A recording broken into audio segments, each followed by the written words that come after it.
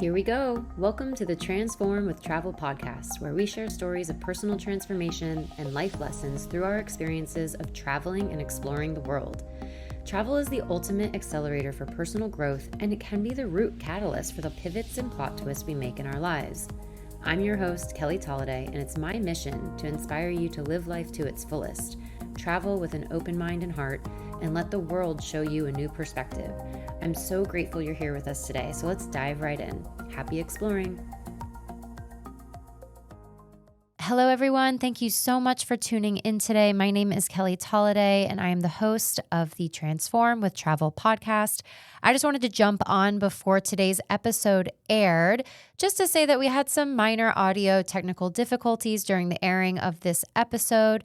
And although there is some glitches, I just want to encourage you to stick with the episode because Michelle Hansley is on the pod today talking all about child and baby sleep while we're traveling, how to support your children with their sleep, even through multiple time zones. And it is just such a goodie of an episode that I just wanted to come on and say there was some minor technical difficulties and just to push through with the audio because there is just so much value that Michelle gives us in this episode that I want to make sure that you push through and listen to the whole thing because I am just so excited to share all of this knowledge and all this information with you today. So with that said, please enjoy the episode. Write me a note if you loved it. Send Michelle a DM. Just let us know if it has helped you on your holiday travel as this is airing just before the holidays.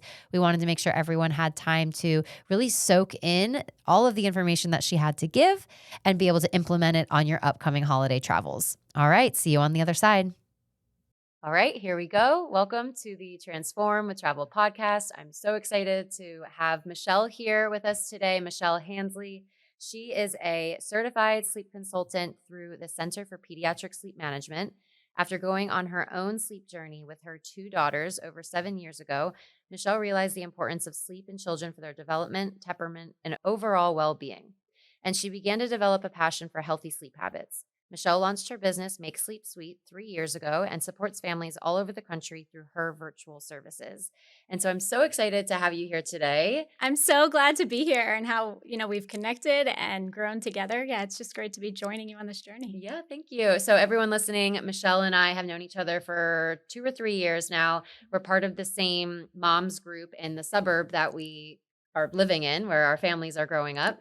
And you are just such a connector for people. Like everyone in our Facebook group, someone's like, does anybody know someone who can do this? And you're always the first person to raise your hand or tag someone, or you're always helping people, which I think I love it. is Any opportunity to help other moms, when we're all in the same boat. in And the throes yeah, of it. I'm so grateful for our community and that support we get. Yeah, and I think it really lends itself to how you kind of fallen into this line of work of helping families. And I know we've had conversations with my daughter's sleep, and you've helped us navigate some challenges with our sleep. So I'm really excited to share this with everyone. So yeah, what I was going to say is kind of like you said, it's almost just grown organically, after the birth of my first daughter. She's 7 now. I was familiar with Baby Wise. That was what my sister-in-law used. It worked great for her son. So my husband and I read through the book, decided to give it a try. And, I found myself when she was young dangling keys in her face to try to keep her awake till a nap time. And it just didn't feel right for me. I was like, there has to be other ways. It didn't feel good. And she was getting cranky towards the end of like that witching hour at the night. And it just wasn't a great way to end the night. And we weren't sleeping great. And I really started to that's when I started to really explore healthy sleep habits. I knew how beneficial not only it was for babies, but for myself. I mean, I need to get good sleep to be able to thrive as a mom also. So yeah, I just looked into different ways. And I think that's when I realized how every child is so different. And I always coach my families to let them know there's no one size fits all approach. So I became passionate about it. I kept researching it. And, I had my second daughter who's now 4, and I implemented some of the things I had learned along the way with her. And family reached out and friends reached out, and they said, hey, I have a neighbor and she has some questions on sleep. And it just kind of really, again, grew organically through being able to help other families. Yeah, I think sleep can be such an anxiety and such a trigger for families. I know for me, that's my biggest sleep is number one. If my daughter doesn't have a good nap, I already get nervous about how the nighttime's going to go. Absolutely. And so I think it's so great that you can support people in that capacity. And so you mentioned how you got involved with learning more about sleep when your daughters were growing Yep. up. At what stage was there like a turning point? I'm going to make this into a business, or I'm going to become certified or do whatever certifications you needed to do. At what stage were you like, this is the moment for me? I mean, I was looking to get back into something for myself. I had been staying home with my girls and I wanted to get back into helping contribute financially so my husband could be home a little bit more with our family also. And it was just something I was so passionate about. At that time, I hadn't thought of turning it into a business, but I kind of made a list of things I love, and helping families with sleep was one of them. So I decided to explore it. A friend of mine directed me to a Facebook group called Boss Moms, and I just put a post up and said, I'm thinking of becoming a sleep consultant. I don't even know where to start. And through there, I connected with other people. And again, it just kind of began growing. And I will say, I knew as soon as I helped my first family that this is what I was meant to do. Oh, I always say I got into it because of the healthy sleep habits in children, but the amount the reward that comes out from hearing from moms, I feel like I lost a part of myself because I can't get to the gym anymore. I'm holding my baby all day, hoping they'll nap. And then they start sleeping during the day, and the mom can pick up a yoga class or do a workout in her garage, and families can get to the beach together because they have more of a routine. It's just so much more rewarding than I ever for thought. sure. I always say with sleep, it's like you, it's a little bit of discipline to give you so much freedom. Like it's Yes, just a little bit of, okay, for a couple weeks, we just have to stick with you it. got it. And then you have so much more freedom to be able to do that yoga class, to know that your baby is going to sleep roughly till 6:30 or 7 in the morning. So you can go to the gym in the morning or whatever it is for you that makes it feel like you're finding yourself again as a mom. So for everyone who that's listening who doesn't know what sleep training is, or they've heard the super, negative, scary things about sleep training, can you give a little bit of background of what sleep training is for you specifically? Absolutely. And I always feel sleep consultants get a bad rap sometimes. A lot of times when people hear sleep training, they associate it with crying it out. And they assume they'll have to let their child cry it out in order for them to sleep. I will say cry it out is also known as extinction, and it is a method of sleep training, but I don't think people realize how many methods there are. So essentially, sleep training is teaching a child to fall asleep independently. And as adults, we get tired, we get into bed, and we fall asleep, and we don't think of independent sleep as a skill that has to be learned. So we teach our children how to crawl, we teach them how to talk and eat, but we don't realize that independent sleep is also a skill. And unless we give our children that skill and an opportunity to learn how to fall asleep independently, it's not something, there are some children you hear like those unicorn babies that just sleep perfectly since birth. But that's only about 20% of kids. So 80% of babies need to be taught how to fall asleep independently. And essentially, that's what sleep training is teaching your child the skills of independent sleep. There are so many different methods to go about doing that. Some are more hands on. And I do think it's important to find what works well for your family. I think that's the benefit of working with a sleep consultant because they can kind of tailor it a little bit more to your needs and your family dynamic. But yeah, it's again, giving your children new skills. Yeah, I remember when I first heard about sleep training and somebody, I think I saw it on Instagram, like it's about teaching your kids the independent skills of how to fall asleep independently. And I'm like, okay, we teach our kids how to walk, we teach them how to feed themselves, we teach them how to talk, we do all these things for their development, but Right. then we just expect them to know how to sleep through the night or how to take a nap. And so, like you said, there are a lot of different methods for sleep training, and it doesn't have to be just cry it out. There's a lot of ways to do it in a gentle way and in a way that the baby feels supported, in a way that you feel supported. So I love that you explain that in that way. So the reason why we have Michelle here on a travel podcast is because a lot of our listeners are families. And a lot of the anxieties and the fears that I hear about families is I don't want to go into a different time zone because it's going to mess up their nap. Or Mhm. if I have a 12 o'clock flight and he's going to fall, his nap is normally at 12:30, what do I do? How do I adjust my naps? And so a lot of what we're going to talk about today is those travel tips for kids and for families so that they can feel supported. I know you just supported a family through a 30-hour Yes, I was flight just telling travel you. time. We'll get Yes. to that in a second, but I would love to hear just your own thoughts about traveling on your own as a family. Like, what does it mean for you to be able to show your kids? I know you do a lot of adventures with your girls. We are team road trip. I love road trips. We've driven North Carolina, Georgia, Tennessee. I personally just love not having to be on a schedule. I do feel like our lives at home are so schedule based to just be able to pack up and go and see where the adventure takes us has been, freeing for me. Number one tip I can do to give is just to be flexible and to set realistic expectations. I've listened to a couple of your podcasts also, and you've said, you just have to sometimes go with the flow and you can come up with a plan.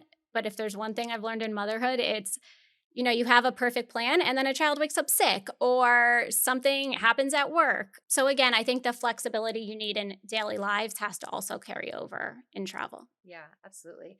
And what have you found or learned with traveling with your girls, like seeing the world through their eyes? What has that done for you as a family, you think? Yeah, just those experiences. I think it helps us to appreciate it more. Even the little things that we take for granted when the girls are seeing things for the very first time and that excitement in their eyes definitely helps make it more exciting for us and the bonding experience of doing these trips together as a family of four. Yeah, taking adventures together definitely brings us closer together. Yeah, you guys inspire me so much because we've done like some big flights, but we haven't done a super long haul road trip with the girls yet. And mine, Yeah, mine are like I'm maybe like 4 years behind you in the process of my two girls' ages. But yeah, I love seeing where you guys go and just how it's like it's so possible to take your family yeah. on the road with you or to adventure with you. What And did we do? Our last, like the trip I'm most proud of, it was President's Day weekend. We hadn't really done much traveling. Like it was earlier this year. And I told my husband, the girls have been asking to see snow. I was like, let's just pack up the car and drive until we see snow. They're off school. Let's do it. And we had no set hotel rooms. No, I think I was posting in Mom's Club that yeah. week. Like, does anyone have cold clothes? I need boots for my girls. And we drove. We ended up packing up the car. We drove to Savannah. We spent the night there. We got back in the car and kept on driving. And we pulled in to a stoplight in Boone, North Carolina, and it started snowing on the car. Oh, We pulled over, got a hotel there, and it was just magical. The videos I have of the girls just, it wasn't a downpour, but for our South Florida girls, it was yeah. snowing. And it's And really not that far either. I mean, it's yeah, far, what, yeah. 14-hour drive or something Yep, like and we that. broke But it up. But yeah, just that's again so the cool. just being able to go. It was, yeah, just freeing and we loved it. That's awesome. So, okay, so to the travel side of things, Yes.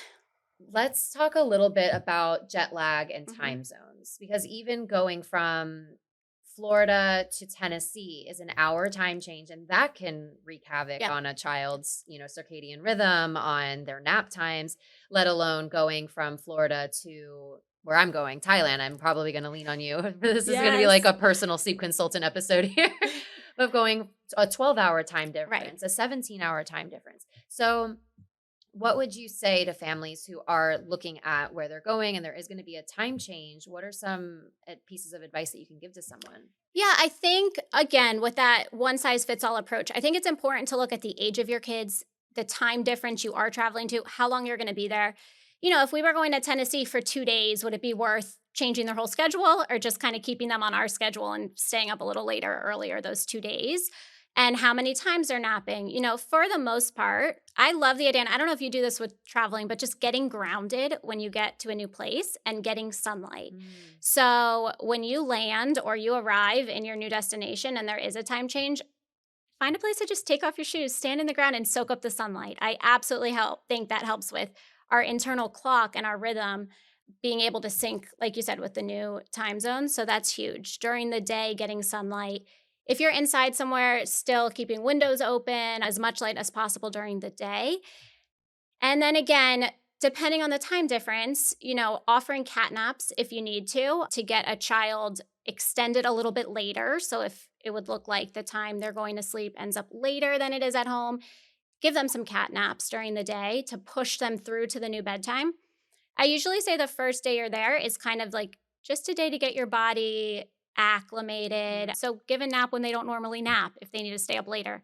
Or if based on the time zone, they'll be falling asleep earlier, hold off on a nap and take them to a park and let them have a longer wake time to tire them out to get to bed. So I do think the first day is kind of just falling into a new rhythm.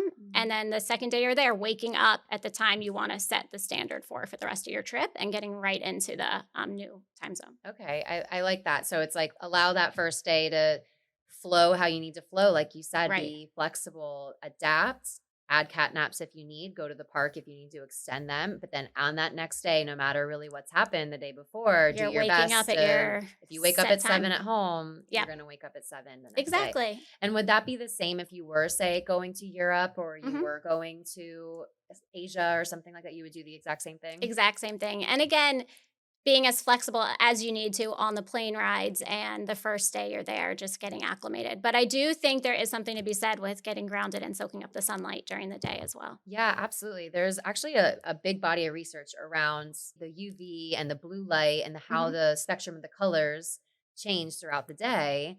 And so, if the colors coming off through the sky and through the sun are changing from noon to mid late Yes. afternoon to Yep. and at night, and so the more that you can get out during those times and let like no sunglasses, no nothing, just naked eyeballs Yes. out there Get in the those UV sun, rays. and then you're able to your body can adjust and produce the melatonin at the time that it's supposed Right. to. And as So, the sun starts to set, the body naturally starts to yeah, relax. And yeah, so cool. yes. So, for those really long travel days, Hmm. whether it's a road trip or you had a client that went all the way, 30 plus hours of travel time, there's a lot of naps that are potentially being missed or delayed, or you have to sleep overnight on a plane. What Yeah. do you say? Let's say for a baby 9 to 12 months, let's just say like a late infant.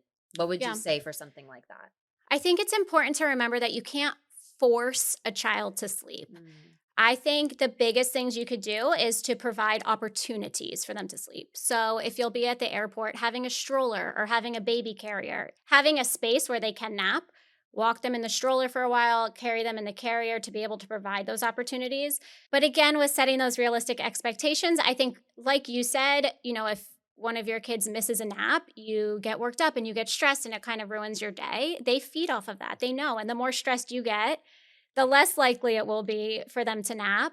So I think you try your best. You have the space, you have the opportunities, and you walk them around for 30 minutes and they don't end up falling asleep. Give them a snack, let them play, and reset again 20 minutes later and try. Same with on a plane. And I have a quote that my client sent me just before we got on. They just finished a 2-week trip. They had 30 hours of travel between flights, layovers, 9 different planes. And I was going to read what she wrote because this was something I told her, again, to be flexible. And she said, on shorter flights, I didn't force him to nap because it would just upset him when you're trying to force a child to fall asleep. He would often just cuddle in on us and fall asleep on his own when he was ready. So, yeah, I think having the opportunity and the space and picking up on some of their cues. But if it's not exactly at 1 p.m. and they fall asleep at 1 p.m. at home, it's okay. Like just remembering that. yeah, I think for someone like me who's very regimented, I have my nap schedule. We Yes. have to be home by certain times. Traveling definitely threw me for a loop, especially with my first daughter. I think with the second, I know because of historical evidence from my first, like she's going to be fine if she hasn't totally Right. done her hours or her, the exact time for sleeping.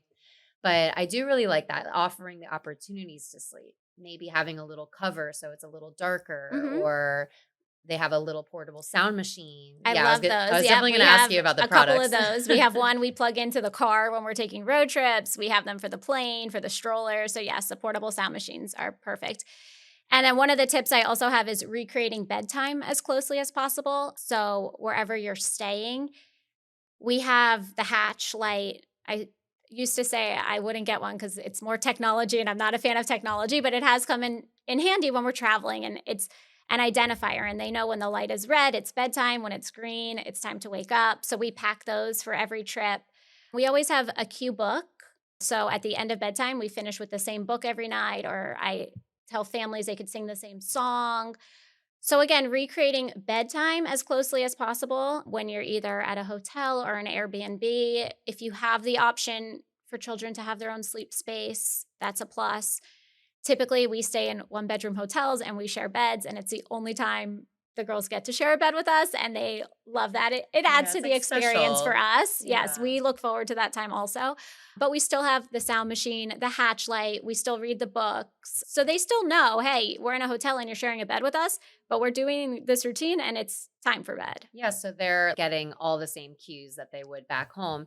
Even Correct. now, when I rock my daughter just for a couple minutes after she finishes a bottle, and I'll sing the same song, and her eyes immediately start drooping because Yep. she's heard the same song likely since I was pregnant with her because I was singing the same songs to my older daughter, and so is really powerful to have within that flexibility. You have the same routines and structures. And so you mentioned a sound machine, you Yep. mentioned like a hatch, a light machine. Are there any other products that you like to bring with you to help protect? Maybe I know your daughters are older now, Yeah. but for families with babies, are there any products that you recommend with We did a traveling? pack and play when they were younger so they could have a safe sleep space. There are so many products out there. There are slumber pods, there are blackout like travel curtains. I think it's easy to get caught up in all of the products. I like to stick to the basics. If your child has those independent sleep skills, they'll have them no matter where you are. So, a lot of times if you stay at hotels or you stay at an Airbnb, they have blinds you can close. We try to keep it as minimal as possible. Especially if you're already traveling on a plane, you have car seats and strollers and it can definitely add up. So there are definitely products out there and I would tell families to do their own research. I personally keep it as simple as possible. So, a sound machine doesn't take up much space, the hatch light, if they have a stuffy they love, and then a couple of those cue Yeah, books. that's really an interesting point because I'm now as you're talking, I'm thinking about how much stress I've had having to pack the slumber pod and then the blackout curtains, or then I'd bring garbage bags instead of the blackout curtains, which are all very awesome products to have. Like the slumber pod is an amazing tool. For those who don't know what a slumber pod is, it's basically like a blackout tent that you could put over a pack Correct. and play if you're Mhm. using the same hotel room as your baby. That way it's this dark, safe space for them without having to like turn the lights off for you and your partner. But these are things that just take up space as you're traveling. Then Yes. got to find the stuffy, then you got to find the book, then you've got to find the formula and the diapers and Right. everything. And a lot of times we use those products as crutches. We think they won't sleep if they don't have XYZ. And like you just said, if they can fall asleep independently, they're going to be able to do it outside of their environment. It might be a little wonky, maybe. Right, but I also say you're in a new space, in a new time. It's gonna be wonky whether you Yeah. have those products or not. I always like to think of my parents. We would go on trips and they didn't have all of these things and they made it work. Right. So, again, I think it's easy to get caught up in all the products, And it's which just more almost adds to stuff. the stress, right? Yeah. Because then it's more stuff to pack, more stuff to find. So, I think, again, if you can get into a little bit of a more of a go with the flow mentality and give it a couple of nights for them to adjust and Right. yeah, I think what you do the first night kind of sets the standard for the rest. So if they're just in a pack and play the first night, then they'll know to expect that for the rest of the trip. Right. Okay, cool. So your tips are Let's see. getting grounded, Yep. getting out in sunlight for as much as Hmm. possible, being flexible that first day, and then the next day you're back to Recreating it. Oh, bedtime. recreating Yes, bedtime. and then with the getting flexible the first day also kind of carries in as far as naps go. So offering having a space for naps. So if you're sightseeing at museums, always having the stroller or a carrier as an option for a nap. Even honestly, we go to SeaWorld for the day and we still bring a double stroller 'cause my 7-year-old, some days we'll have late nights when we're traveling and she gets exhausted. So she doesn't usually fall asleep, but she enjoys having just that downtime where we'll Right. get a snack and she just gets to sit while we walk a little bit, having some downtime, which brings me into another tip. So we talked about getting grounded, recreating bedtime, being flexible with naps. If you have to do a few cat naps instead of quality naps, that's fine. And then let's see, trying to stick with one big activity a day. I Ooh. hear families, and I know it's exciting when you're on a trip and you want to see everything, and they do a character breakfast into Disney World, into dinner at Disney Springs, and they're wondering why their children are having meltdowns. So just remembering that it's exciting things, but it can be very overstimulating to younger children. And it's okay to, go to Disney and then hang out at your hotel pool and order room service and have some time to wind down in Mm. between. So I like the idea of, again, one big activity a day and then maybe some smaller sightseeing where they can relax in the stroller. Yeah, I think that's really powerful because I'm definitely the type of traveler where I'm like, I have an itinerary at 9 a.m. We're doing this, at 10 a.m. We're doing this. And I've had to really loosen the grips of control, especially with kids. But my husband is much more of a let's just hang by the pool all day kind of That's me. traveler. So we Yes. get like, sometimes he gets mad at how much I'm trying to stuff into the day. And then I get mad at how little he's trying to do in the day. But we were just talking about this weekend on Saturday, both Saturday and Sunday. Saturday, we went to a local park and did a walk and had brunch. The girls had their naps or quiet time, and then we just hung out at the house the whole afternoon. Sunday, we went to the beach. Again, they had their naps and we hung out the afternoon. I was like, this is a really balanced day. And he Yes. turned to me, he's like, Absolutely. this is what we're going to do when we go away. I was like, okay. He's like, repeat after me. This is what we're going to do. Because when even we get overwhelmed. We're in a new environment. There's new sounds, Absolutely. new foods, new everything. Imagine what's happening to them, you know? Yes, and that's what I said, as parents, we want them to see it all, we wanna see it all, but I do think there's value in remembering that it's a totally different experience for our children, and it is easy for them to get overwhelmed and overstimulated, so keeping that in mind. Okay, cool. All right. Any And other the last tips? one, kinda what we talked about, is that they feed off your energy, your Right. mindset, setting those realistic expectations. If you're gonna plan a full day worth of activities, don't be surprised if they have a meltdown, because I think if you a lot of times, again, if a parent has a character breakfast, the Disney plan, the Disney Springs, they get frustrated if their kids are crying and not enjoying it. But I think if you can say, hey, we're planning this because it's what I want to do, it might be a lot for them. They might get worked up. And then they do get worked up. It's not as frustrating if you Right. have those expectations and you know it could happen. But yeah, I like to say what happens when traveling stays when traveling. So as soon as you get home, just getting right back into your normal routine and time and yeah, going right back Yeah, into that it. that was actually what I was going to ask is because that's one thing I'm really nervous about is we're going away for 5 weeks. Mhm. And it's a completely like it's a 12-hour time difference. And I remember we came back home a couple years ago with my oldest, and it took her a really long time to kind of get back into it. So let's say someone's going away, it doesn't have to be across the world, but someone's going away for an extended period of time, 2 weeks, three Mhm. weeks. Your advice is same thing, almost like you land, get out into the sun, and then the next day you're Get back to grounded and it. go right back into it. I think just in conversations we've had prior, you've heard me say so many times, stay consistent, Yeah. right? That's the biggest advice I can give. So, yes, when you get back, get right back into it. But also know when I work with a family, the package I offer is a 2-week package because I tell people if I had a 3-day package, you wouldn't always see the results you're looking for. So I think families get back and then day 2, their children aren't perfectly adjusted to the new schedule and they start to get frustrated. But just remembering it takes time to shift habits, especially if you're there for 5 weeks, their habits will shift. Mhm. So staying consistent with it when you get back and reminding them, we're home. This is what we do when we're home and we're sticking with it and just giving that their bodies that time to adjust back. And sometimes on travel, when we share a hotel, I mentioned we do end up sleeping with my girls, but they know once we get home, we have our own rooms for sleeping. It's just a standard we've always set.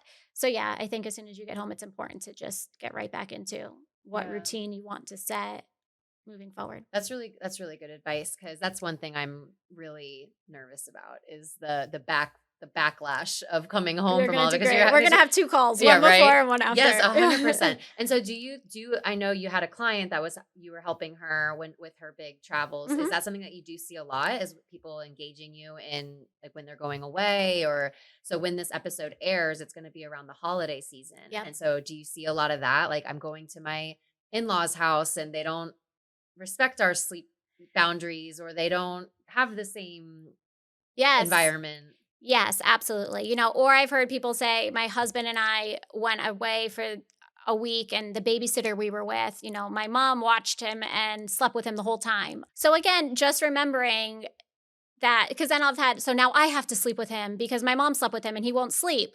But as soon as you start that habit, it gets harder to break. So you Right. don't have to sleep with him. You just need to give him an opportunity to remember that this is home and this is what you do.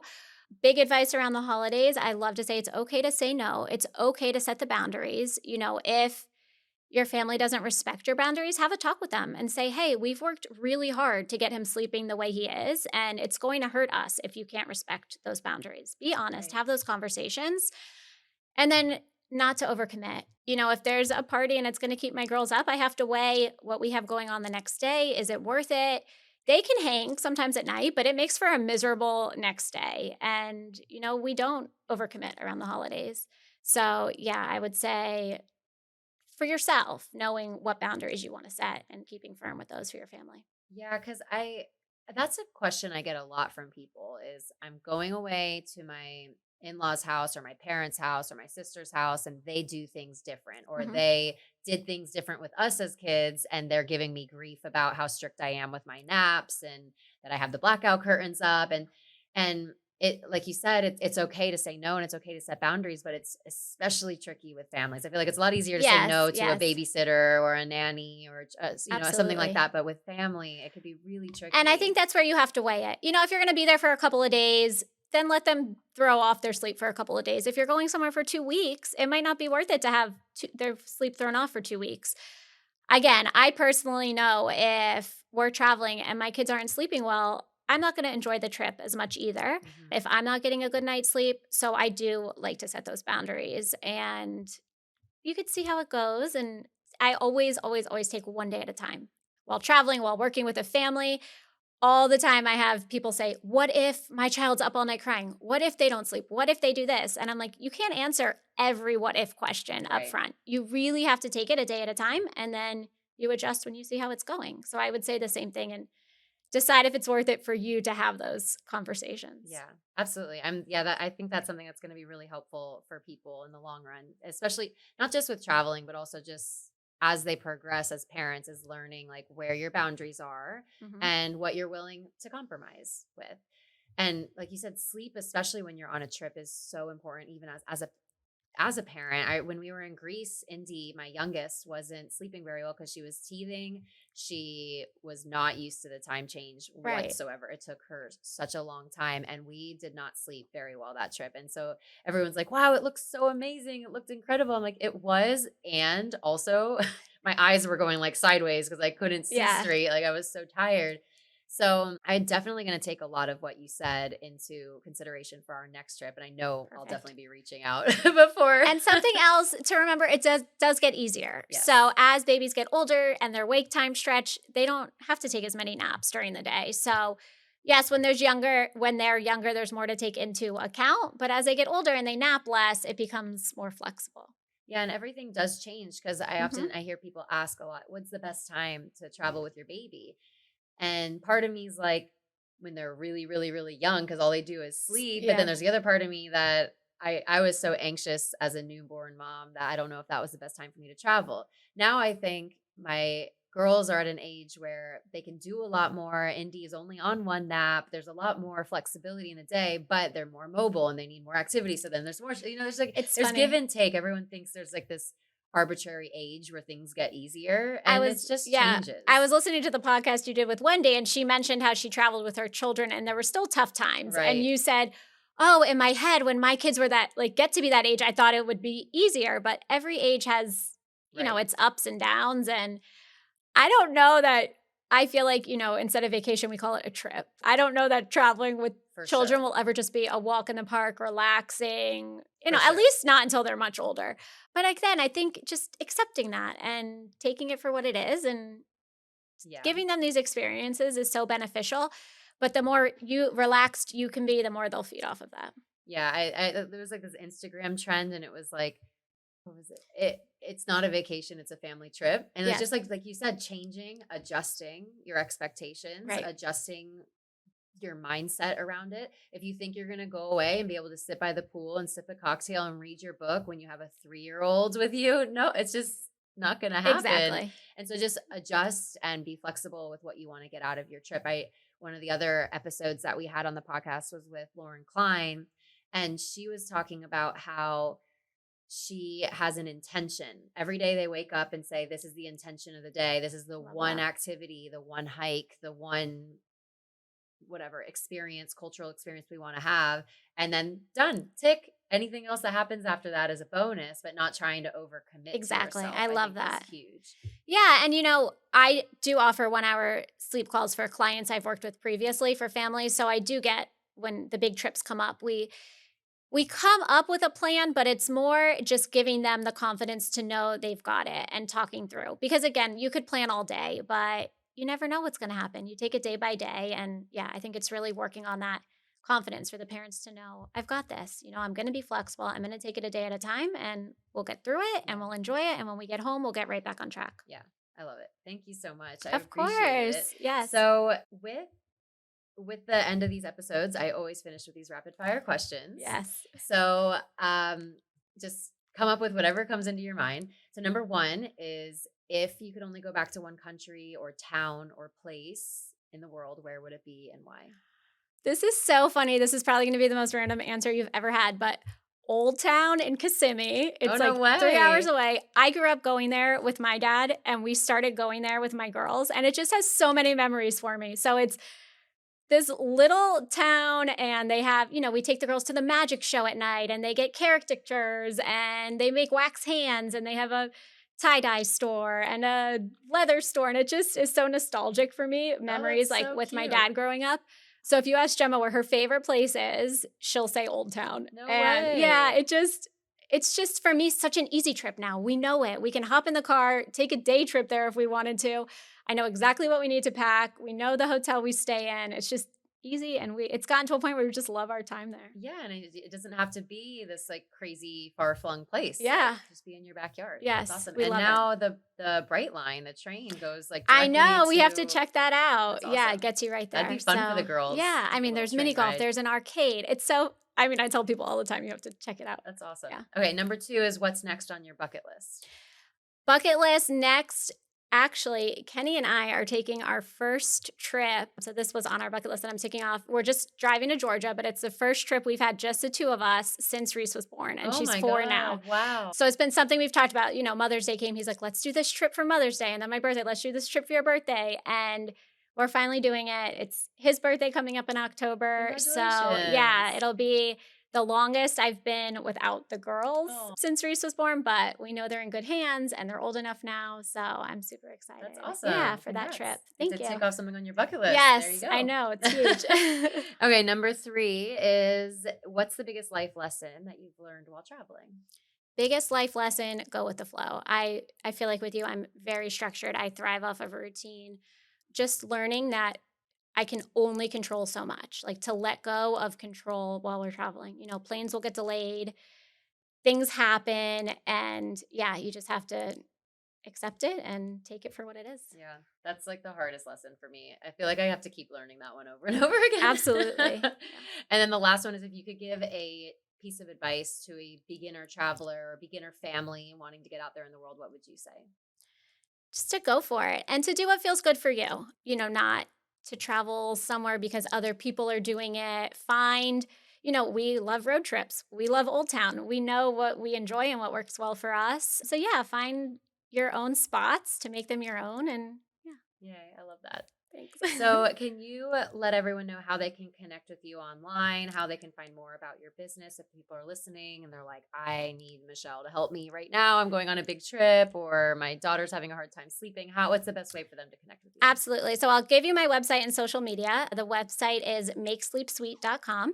My social media is at Make Sleep Sweet by Michelle. Mm-hmm. I will say one thing I mentioned to you is social media does not bring me joy. I don't love spending my time coming up with content. So I don't post often, but you can shoot me a message that way. I'll reach out. It's a great way to connect, but just don't be surprised if you don't see me posting very much. Perfect. Well, thank you so much. I'm so excited for everyone to hear this episode. And for everyone listening, please rate and review if you've liked this episode, connect with Michelle, and share this with a friend. I know everyone who is listening, who is interested about sleep with children, they have a friend who they can share this with. Everyone needs help. So thank you. Please share it. Thank you. Thanks. Thanks for tuning in to another episode of the Transform with Travel podcast.